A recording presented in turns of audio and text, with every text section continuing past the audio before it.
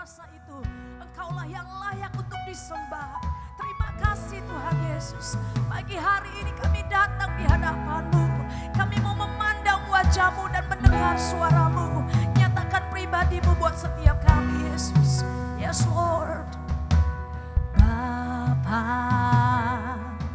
ku datang cari wajah-Mu, hanya di dalam hadirat-Mu ku sujud menyembah Yesus. Ku rindu dekat padamu, hanya di dalam kediaman-Mu ku kuat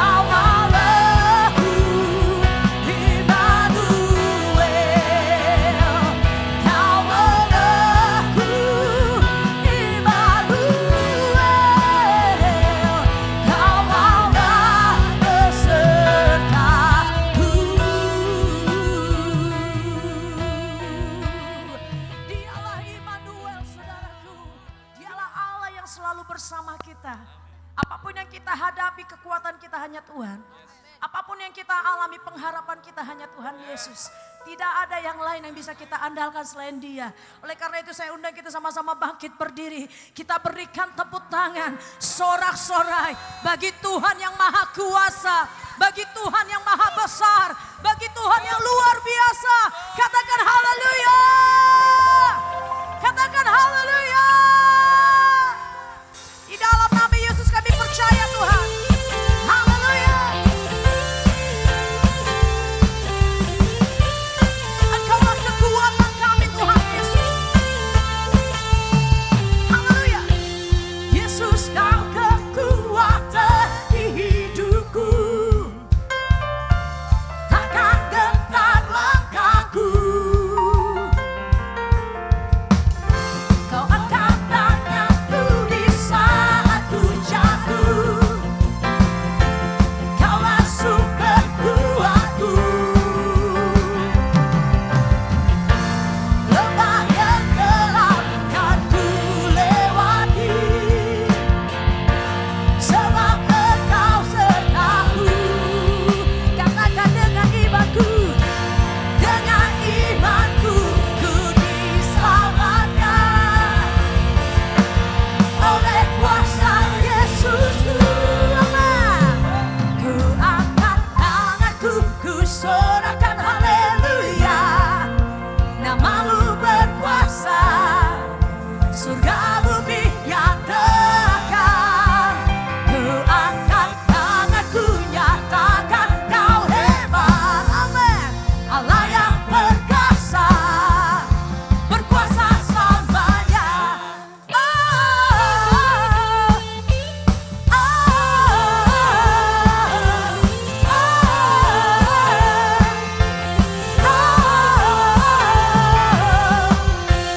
Yesus kau kekuatan di hidupku. Amin. Takkan gentar langkahku. Kau angkat tanganku di saat ku jatuh.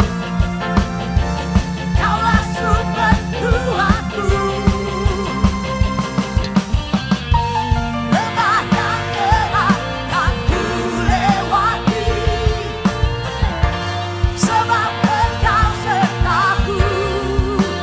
Kami percaya Tuhan, dengan imanku ku diselamatkan oleh kuasa Yesusku. Ku angkat tanganku, ku sorakan haleluya. Namamu berkuasa, surga bumi nyatakan. Ku angkat tanganku, nyatakan kau hebat. Amin. Allah yang perkasa, berkuasa selamanya.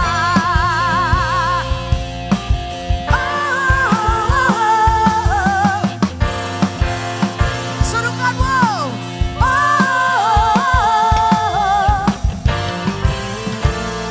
Ini setiap kami Tuhan. Kami angkat tangan kami. Ku angkat tanganku, ku sorakan haleluya. Amin. Namamu berkuasa, surga bumi nyatakan. Ku angkat tanganku, nyatakan kau hebat. Allah yang perkasa, berkuasa selamanya. Haleluya. Ku angkat tanganku, ku sorakan haleluya.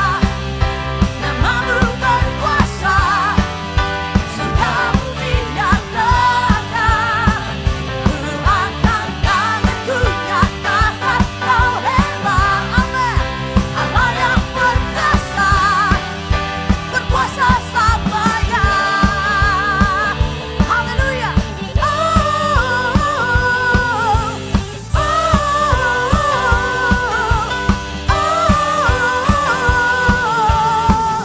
Sorak-sorai buat Tuhan. Dia Allah yang hebat, Dia Allah yang luar biasa. Namanya Yesus Kristus Tuhan. Haleluya. Pagi-pagi saudara dan saya harus semangat, amin. Yang mau semangat kasih tahu kiri kanan, bilang gini, kita harus tetap semangat memuji Tuhan. Karena Tuhan kita hebat. Dan Tuhan kita tidak ada bandingannya. Come on. Yeah. Woohoo. Kami semua di tempat ini. Dan hanya Dialah yang layak terima pujian. Haleluya. Haleluya. Yang percaya Dia yang layak terima pujian. Hormat dan kemuliaan sampai selama-lamanya. Angkat kedua tangan kita. Dia Allah yang luar biasa. Kagumi Dia. Alami Dia lebih lagi saudaraku. Di tahun 2019 ini mukjizat yang luar biasa akan kita alami. Yes Lord, yes Lord. Ketika kami angkat tangan Tuhan, itu tanda kami mengakui bahwa Engkau tiada bandingannya. Hadirat Tuhan.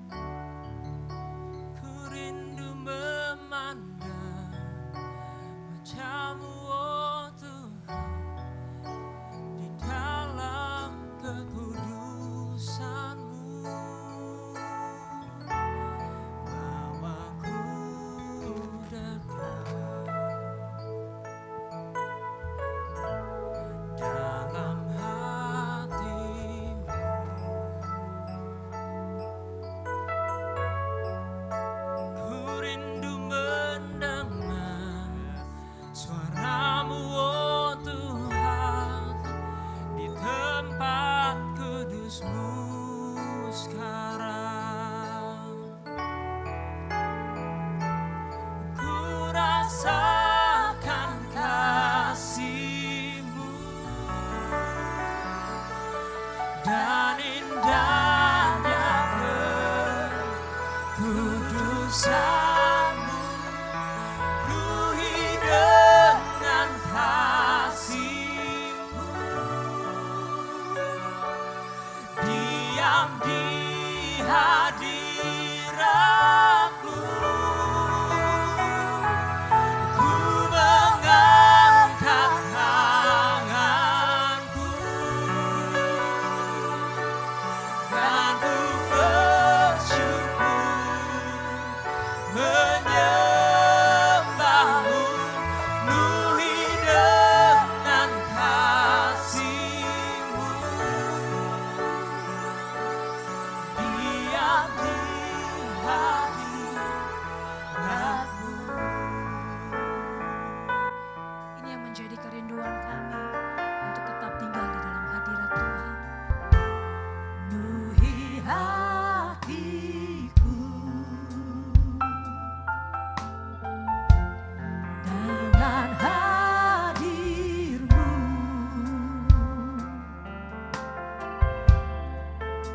ku rindu memandang wajah-Mu, oh Tuhan, di dalam kekudusan-Mu, bawaku dekat dalam hati-Mu,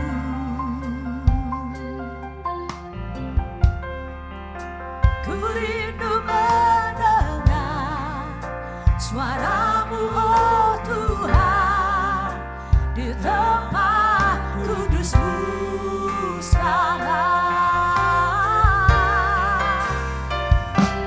Ku rasakan kasih-Mu dan indahnya kekudusan-Mu, penuhi dengan kasih-Mu,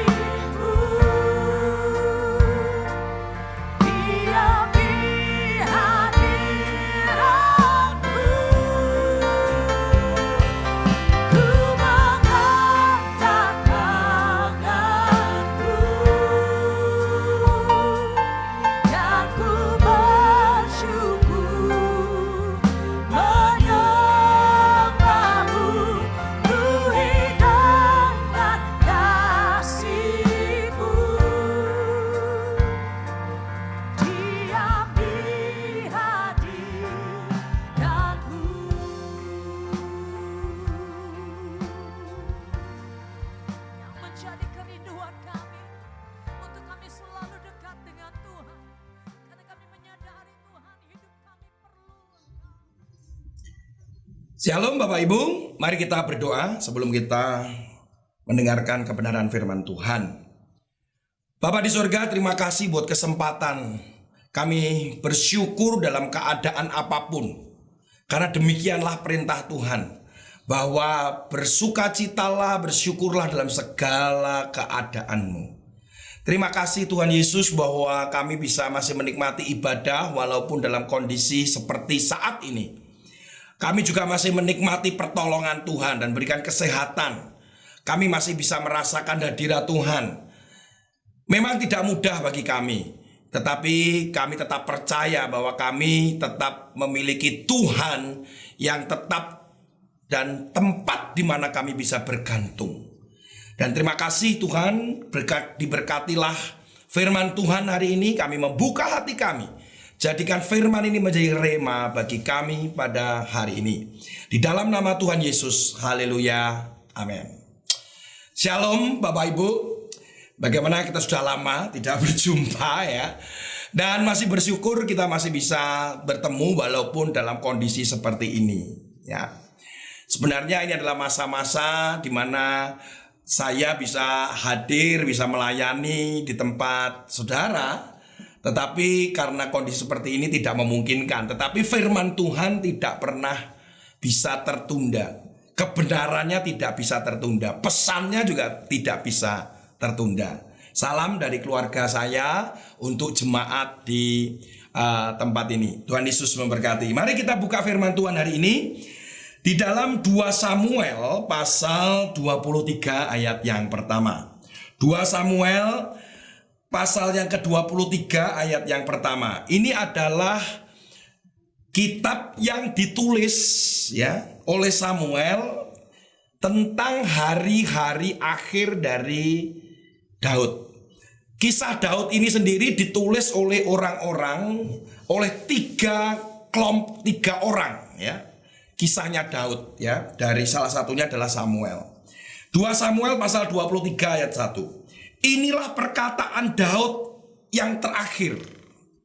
Tutur kata Daud bin Isai dan tutur kata orang yang diangkat tinggi, orang yang diurapi Allah Yakub, pemazmur yang disenangi di Israel.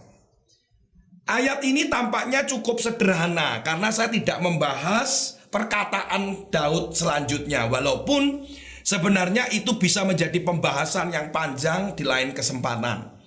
Tetapi saya cuma akan menyampaikan satu ayat ini pun dengan lebih dalam lagi. Bahwa di saat-saat terakhir ya, saudara, kadang kita juga mengalami di saat-saat terakhir begitu ya. Saya masih ingat ketika mami saya kena stroke ya. Itu kalau tidak salah itu adalah stroke yang ketiga ya, ketiga. Jadi mami saya itu anfal, itu ini yang sudah ketiga, di mana kondisinya adalah matanya yang satu itu sudah kabur dan ini sudah mengenai mata yang satunya. Dan ketika itu mami saya pulang dari dokter, mami saya mengalami yang namanya hopeless ya. Hopeless itu artinya mengalami satu keputusasaan. Kemudian saya dibawa ke kamar waktu itu, kemudian saya dipanggil dan mami saya ngomong, "Tony, mungkin ini waktunya mami sudah nggak lama." Nah, itu adalah kata-kata terakhir biasanya, saudara ya. Biasanya situ diungkapkanlah semuanya. Saya sampai menahan dengan gini, "Mami jangan pulang dulu, tugasnya mami belum selesai. Berikan saya kesempatan untuk membahagiakan mami." Itu oleh mami saya itu sudah dianggap seperti angin lalu saja. Tetapi perkataan-perkataan terakhir itu menjadi penting. Salah satunya adalah ketika mami saya bilang bahwa, "Tony, nanti kalau mami pulang ke rumah Tuhan, pakaikan pakaian linen di tubuh saya, kemudian pakaiannya harus putih ya Ton," gitu. Nah, pesan itu cuma disampaikan kepada saya, tidak kepada kakak-kakak saya maupun adik saya. Saudara, Daud juga mengalami hal yang sama. Ketika dia mau mengatakan sesuatu yang terakhir. Tetapi yang menarik, biasanya yang terakhir itu manusia itu akan berpikir bahwa ketika saya pulang atau ketika saya nanti pulang, kira-kira apa ya yang diperhitungkan oleh Allah. Jangan sampai ketika saudara dan saya suatu hari pulang, ternyata apa yang kita lakukan itu tidak diperhitungkan oleh Allah. Apa yang kita kerjakan ini menjadi sia-sia. Apa yang kita lakukan, taburan kita ini menjadi sia-sia. Apa yang kita sudah lakukan atau kita sudah kerjakan, semuanya itu ternyata sia-sia. Betapa kita akan menyesal, tapi tidak ada lagi kesempatan untuk itu. Kita berpikir bahwa apa yang kita kerjakan hari ini, pelayanan kita hari ini, dan apa yang sedang kita lakukan hari-hari ini, itu sudah di dalam perhitungan Tuhan. Itu menurut pikiran saudara dan pikiran saya. Karena kita tidak akan pernah tahu kapan kita akan pulang dan kapan kita akan kembali kepada Tuhan dan bertemu muka dengan Dia. Sementara Daud, dia benar-benar dia tahu bahwa apa yang dilakukan oleh dia itu diperhitungkan oleh Allah. Dia bukan lagi berpikir atau ketika itu semua hartanya itu dianggap diperhitungkan oleh Allah. Dari mana? Karena dikatakan di sini oleh Samuel, inilah perkataan Daud yang terakhir, tutur kata Daud bin Isai.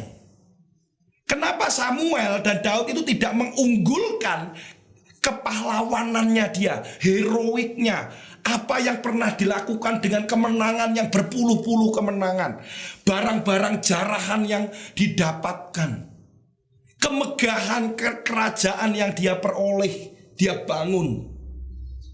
Kenapa kok tidak ditulis di situ adalah kata seorang raja, tetapi hanya dikatakan Daud bin Isai, anak dari seorang ayah. Dikatakan tutur kata orang yang diangkat tinggi, perkataannya benar-benar diangkat tinggi, orang yang diurapi oleh Allah Yakub. Kemudian dikatakan pemazmur yang disenangi di Israel. Kenapa tidak ada kaitan dengan apa yang dihasilkan dari kepahlawanan, kekuatan daripada Daud? Karena Samuel tahu dan Daud juga tahu bahwa apa yang kita hasilkan, kekayaan, jabatan, kekuasaan, itu tidak diperhitungkan oleh Allah ketika kita menghadap Allah. Saya akan berikan sebuah ilustrasi begini.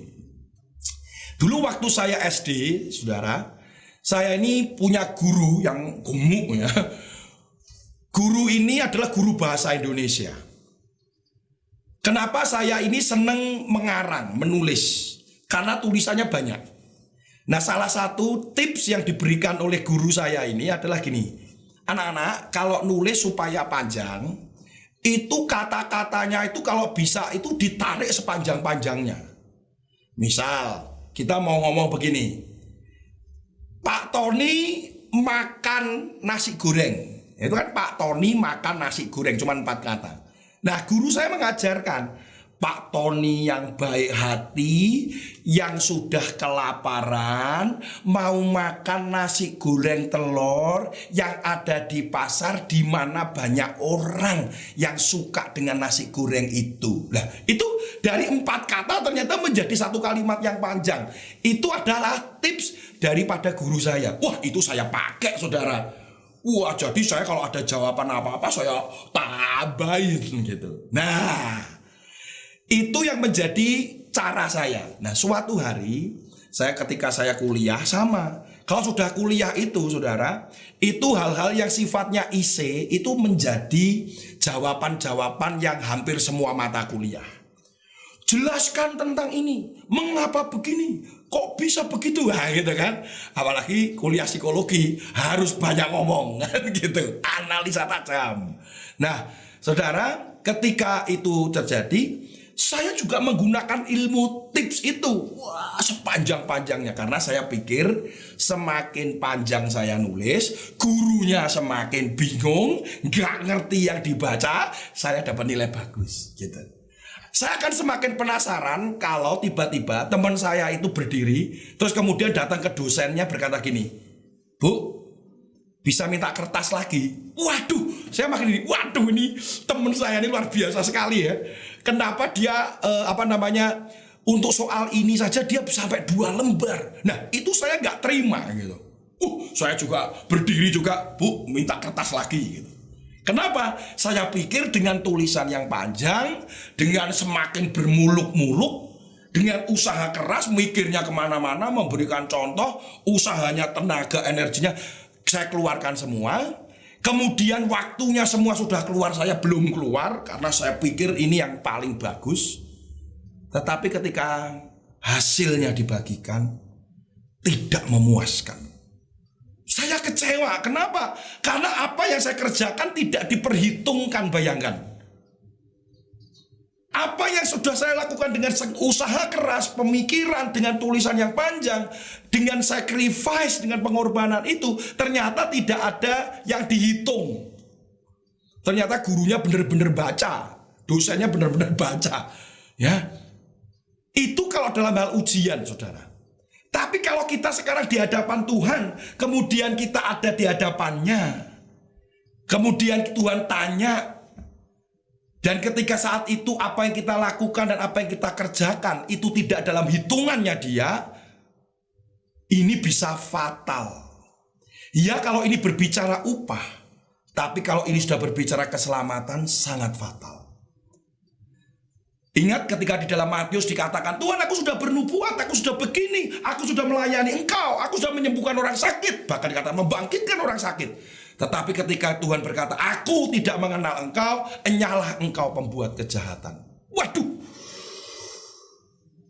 Mari kita sekarang berpikir bahwa pencapaian apa yang diperhitungkan oleh Allah. Yang sama dengan Daud di hari-hari akhirnya dia. Dia tahu, di ayat yang lain dikatakan bahwa Daud itu puas dengan hari-harinya. Wah, di masa tuanya dia mengatakan, aku puas dengan hari-hariku. Kenapa? Karena dia tahu bahwa apa yang akan dibawa itu diperhitungkan Allah. Apa yang sekarang dicari dan dihitung. Mari kita lihat satu-satu. Saya cuma ada 4 hal. Yang dihitung oleh Allah itu apa, saudara? Di dalam 1 Raja-Raja pasal 3 ayat 14. Kita buka 1 Raja-Raja, saudara. Pasal yang ketiga ayat yang ke-14. Ya. Dan jika engkau hidup menurut jalanku tunjukkan. Ini adalah ceritanya tentang ketika Tuhan bertemu dengan Salomo. Dan jika engkau hidup menurut jalan yang kutunjukkan dan tetap mengikuti segala ketetapan dan perintahku sama seperti ayahmu Daud, maka aku akan memperpanjang umurmu. Artinya Daud dikenal bahwa Daud mengikuti segala ketetapan dan perintahku. Apa yang diperhitungkan oleh Allah, yang mana Daud lakukan adalah mengikuti ketetapan dan perintah Allah. Bahkan dikatakan dalam 1 Raja-Raja pasal 15 ayat 5, tidak menyimpang. Ini yang menarik. Saudara pasti bertanya begini, loh, Daud itu kan berbuat salah, Pak Tony. Daud itu kan berbuat dosa. Saudara, itu luar biasanya Allah kita. Juga itu Daud itu pintar sekali. Pintar dalam arti bukan licik ya saudara, tetapi dia mengerti isi hati Tuhan. Ternyata di dalam Alkitab, ya, di dalam kisahnya Daud, yang diperhitungkan kesalahannya, Allah itu memperhitungkan kesalahannya Daud itu cuma satu. Kesalahannya dia membunuh Uria orang Het. Nanti saudara lihat bahwa kecuali dosa membunuh orang si Uria ini orang Het. Pertanyaannya, Daud berbuat banyak kesalahan tidak di luar itu? Banyak menyimpang enggak? Banyak. Berbohong tidak? Yes. Kumpul dengan para penjahat enggak? Iya. Daud itu ternyata juga banyak salahnya, banyak dosanya. Tapi yang heran, Allah memperhitungkan bahwa Daud adalah orang yang dia mengikuti segala ketetapan dan perintah Allah, tidak menyimpang dari perintahnya. Apa kuncinya, Pak Tony? Pertobatan. Saya menyebutkan di gereja kami nanti karena berkata bahwa tahun ke depan adalah tahun apa? Tahun pertobatan. Tahun pertobatan. Karena pertobatan ini adalah kunci dari hasil didikan dan pengajaran daripada Allah. Hari-hari ini berbicara tentang P-Alet. Sebenarnya berbicara tentang didikan, pengajaran, firman. Saudara dididik, diajar, tapi kalau saudara tidak pernah mengalami pertobatan, saudara akan dihajar dan dididik terus. Maka kuncinya adalah pertobatan. Daud seberapa salahnya dia bertobat. Sehingga Tuhan melihat bahwa Daud adalah orang yang mengikuti ketetapan perintah dan tidak menyimpang dari perintahnya. Kenapa? Karena pertobatannya. Daud itu kalau bertobat itu tulus, saudara. Nah, itulah yang akhirnya menjadi poin nomor 2. Apa yang diperhitungkan hatinya, yaitu yang diperhitungkan oleh Allah dari Daud, yaitu ketulusan hati dan hidup benar. 1 Raja-Raja pasal yang ke-9, saudara. 1 Raja-Raja pasal yang ke-9 ayat yang ke-4 dikatakan demikian. Mengenai engkau, jika engkau hidup di hadapanku sama seperti Daud ayahmu dengan tulus hati. Saudara, kata-kata tulus hati itu dari bahasa aslinya sama dengan orang yang hidup dalam integritas. Saudara pasti tahu apa arti integritas. Apa yang diucapkan itu yang dilakukan. Apa yang dipikirkan itu diucapkan dan dilakukan. Ya di atas ya, tidak di atas tidak. Saudara, Daud ini orang yang punya integritas. Dia adalah orang yang berani mengatakan yang benar dan dia melakukan yang benar. Dikatakan bahwa lanjutnya tulus hati dan dengan benar. Kata benar itu adalah berdiri tegak, lurus. Kalau orang Jawa bilang kencang, lurus. Tidak bisa dibengkokkan, gak mau dipengaruhi. Kenapa? Karena itu di mana? Di hadapan Allah. Dan dia kalau ngomong iya ya, iya Tuhan, iya. Saya hari-hari ini membawakan beberapa firman Tuhan tentang apa? Kejujuran. Berani jujur ketika mengatakan takut. Kalau kita takut, jujur aja di hadapan Tuhan. Tuhan, aku takut. Yesus saja jujur kok bahwa dia mengalami satu kekhawatiran ketika di Taman Getsemani, ketika harus menghadapi penderitaan itu. Ada begitu banyak yang mengalami ketakutan, tapi dalam kejujuran aku takut. Di hadapan Tuhan itu menunjukkan ya kalau takut ya takut gitu. Tuhan akan memberi kekuatan kepada saudara. Amin. Ini yang diperhitungkan, ketulusan hati, integritasmu dan hidup benar tegak di dalam prinsip-prinsip kebenaran itu penting. Ya. Yang ketiga, apa yang dicapai, apa yang harus dicapai dan itu diperhitungkan oleh Allah. Kisah Para Rasul pasal 13 ayat yang ke-22. Kisah Para Rasul pasal yang ke-13 ayat yang ke-22. Ini disampaikan oleh kita lihat 22. Setelah Saul disingkirkan, Allah mengangkat Daud. Setelah Saul disingkirkan, Allah mengangkat Daud menjadi raja mereka. Tentang Daud, Allah telah menyatakan, aku telah mendapat Daud bin Isai, seorang yang berkenan di hatiku. Nah, ini berkenan di hatiku dan melakukan segala kehendakku. Saudara, Daud ini yang diperhitungkan itu karena dia berkenan di hatinya Allah. Melakukan kehendak tadi bisa dilihat pada poin yang nomor 1. Tapi dia adalah orang yang berkenan di hadapan Allah.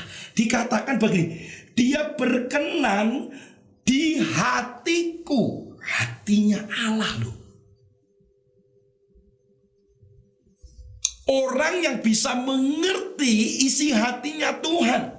Bagaimana kita bisa mengerti isi hati Tuhan kalau kita tidak pernah dekat dengan Tuhan?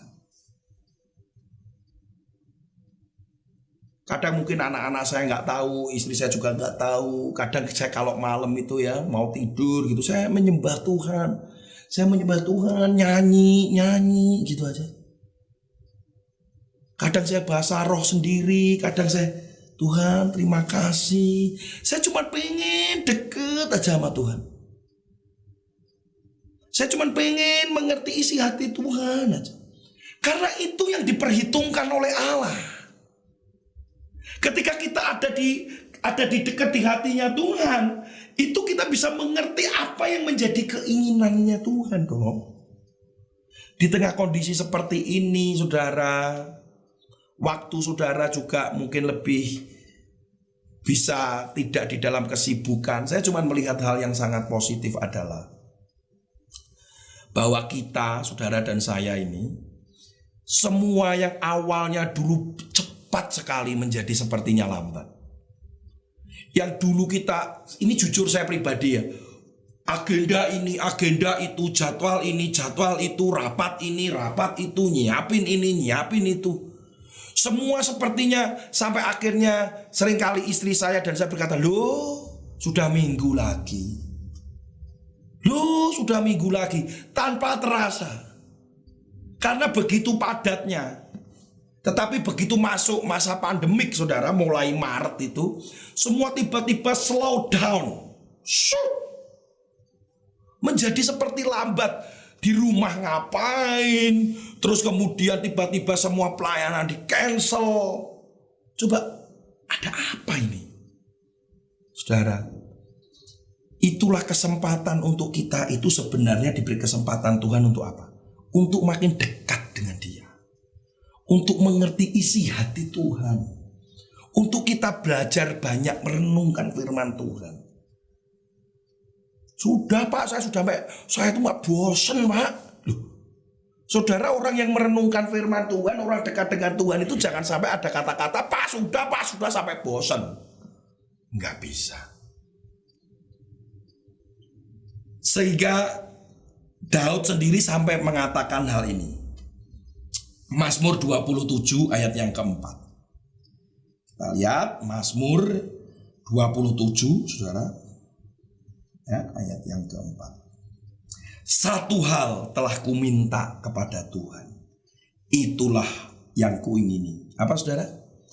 Diam di rumah Tuhan seumur hidupku, menyaksikan kemurahan Tuhan dan menikmati baitnya. Satu hal telah kuminta kepada Tuhan, itulah yang ku ingini, diam di rumah Tuhan seumur hidupku. Daud itu sesibuknya Daud, orang yang suka berperang, dikatakan tangannya berlumuran darah, tapi dia ada satu yang Tuhan senang. Dia selalu ada kerinduan di dalam ketulusannya, integritasnya dia, bahwa dia memang benar-benar ingin selalu ada di rumah Tuhan. Untuk mengerti isi hatinya Tuhan. Saudara, ilustrasinya itu begini.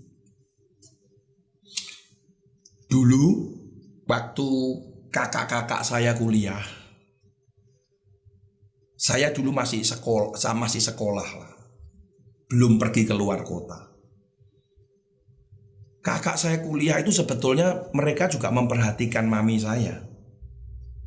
Tapi siapa yang paling sering ketemu sama mami saya itu, yang mami saya itu selalu ingat dan dia berkata bahwa dialah adalah anak yang paling dicintainya. Serius. Itu sempat membuat saya sakit hati, saudara. Saya juga ada di rumah tuh. Tetapi Tapi saya tidak dekat dengan mami saya. Saya sibuk dengan tugas-tugas sekolah saya. Kakak saya nomor 1 dia sedang kuliah. Kakak saya nomor 2 inilah yang dia mengatakan begini, aku tidak mau kuliah, tapi aku mau menemani mami. Karena mami hidup di dalam tekanan. Kami terlilit, keluarga kami terlilit hutang, dan papi saya baru saja perlu pulang ke rumah Tuhan. Sementara kakak saya yang perempuan juga kuliah di Jogja. Jadi satu-satunya kakak saya nomor 2 ini yang intens dengan mami saya. Ketemu dengan mami saya, mami sudah makan apa belum? Mami saya kakinya dipijetin, apa? Waduh. Sehingga suatu hari di depan teman saya, mami saya bilang, kamu tahu nggak siapa di antara anak-anakku yang paling kucintai? Saya pikir kan saya ada di situ, saudara. Saya pikir wah saya ini. Dan mami saya menyebutkan kakak saya nomor 2. Itu sebenarnya sakit buat saya. Tapi bersyukur bahwa saya bertobat, saya dipulihkan. Sejak itu saya lebih dekat sama mami saya. Bahkan mami saya sebelum pulang, Tony, nanti kalau rumahmu jadi aku tak tinggal di rumahmu aja ya.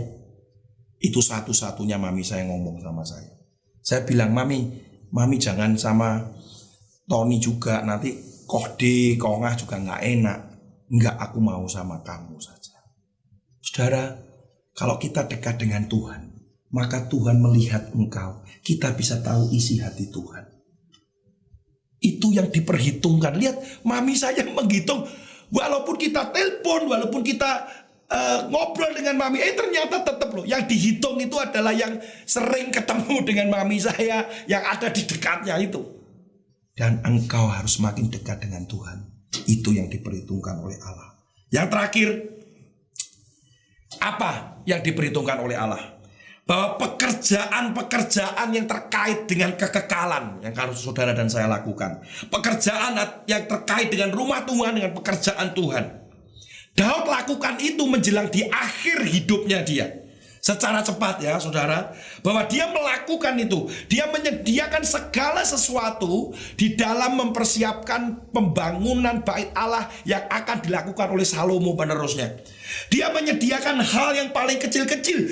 Daud menyediakan paku loh disediain. Paku itu yang nyediain Daud. Di dalam 1 Tawarik pasal 22 ayat 3. Bahkan Daud menyediakan segala sesuatunya sangat banyak.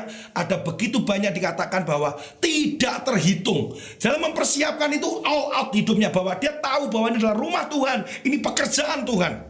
Ini adalah bersifat kekekalan. Orang bisa datang untuk menyembah Tuhan di tempat ini. Orang bisa bertemu dengan Tuhan. Saudara, yang dinamakan kekekalan adalah di mana orang bisa bertemu dengan Tuhan. Di situ ada pekerjaan, bisa itu rumah Tuhan, bisa itu ministry, pelayanan, dan orang bisa membawa banyak orang datang kepada Tuhan. Dan yang ketiga dikatakan bahwa Daud memberikan hartanya tanpa disayangkan. Dia memberikannya dengan dalam ketulusan. Bahkan bukan hanya dia memberikan itu, tetapi dia mendorong rakyatnya untuk memberikan harta mereka untuk pekerjaan Tuhan itu. Saudara tahu, saking banyaknya apa yang diberikan oleh orang Israel, dan Daud sendiri memberikannya habis-habisan sampai gak bisa terhitung. Daud harus mengangkat seseorang, 2 orang kalau gak salah, untuk melakukan administrasi penghitungan itu. Karena begitu banyak dilakukan. Hal yang keempat, Daud memberikan persembahan ada 1.000 binatang, 1.000 ini untuk apa? Supaya ada menyenangkan hati Tuhan di dalam penyembahan ketika mereka selesai menyiapkan segala sesuatunya. Saudara tahu, Daud itu melakukan dalam kondisi apakah di dalam kekayaannya, di dalam saat jaya-jayanya dia? Oh no. Jelas dalam 1 Tawarik pasal 22 ayat 14 dikatakan, Daud dalam masa kesukarannya. Di dalam keadaan setelah berperang, malah dalam keadaan penderitaan, dalam keadaan mereka sebasa habis perang, mereka dalam kehabisan apapun, mereka sedang habis-habisan, tetapi dia tahu bahwa karena ini untuk pekerjaan yang kaitannya kekekalan, untuk rumah Tuhan, maka dia berikan itu, dan itu berkenan di hadapan Tuhan. Itu yang dihitung oleh Allah.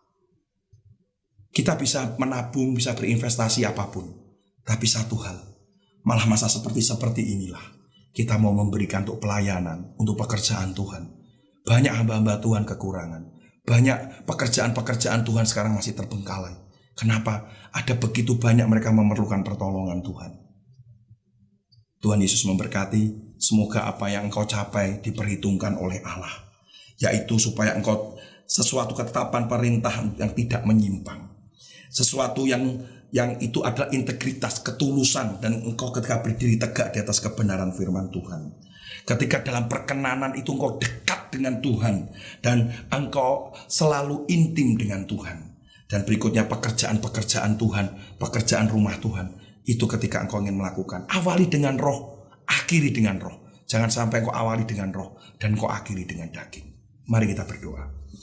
Tuhan Yesus, terima kasih menjadi perenungan kami, bahwa apa yang kami usahakan jangan sampai ketika kami pulang, kami ketemu dengan Engkau, yang sebenarnya kami pikir itu diperhitungkan oleh Allah, ternyata apa yang kami capai itu tidak diperhitungkan oleh Allah. Bahwa kami Tuhan untuk selalu memiliki kepekaan dan memiliki hati yang bisa mengerti isi hatimu, sehingga apa yang kau perhitungkan itu benar-benar kami lakukan hari-hari ini. Kami melakukan bahwa kami memang mau tetap di dalam perintah Tuhan, melakukan kehendak Tuhan, tidak menyimpang ke kanan dan ke kiri. Dan kemudian kami juga mau hidup dalam ketulusan hati, dalam integritas, dan tegak berdiri di dalam kebenaran itu. Dan itu adalah firman Tuhan sendiri. Kami mau Tuhan, kami hidup dalam perkenanan-Mu dengan kami dekat dan mengerti isi hati Tuhan. Dan kami juga mau melakukan pekerjaan-pekerjaan yang sifatnya kekekalan. Pekerjaan Tuhan, rumah Tuhan. Karena kami tahu itu akan banyak membawa banyak orang datang kepada Tuhan. Terima kasih di dalam nama Tuhan Yesus. Haleluya. Amin. Ku mau dengar suara-Mu, Yesus, berjalan bersama-Mu, Yesus, selamanya Kau yang ku sembah, Immanuel, Kau Allahku. Ku mau dengar suara-Mu, Yesus, berjalan bersama-Mu, Yesus, selamanya Kau yang ku sembah, Immanuel, Kau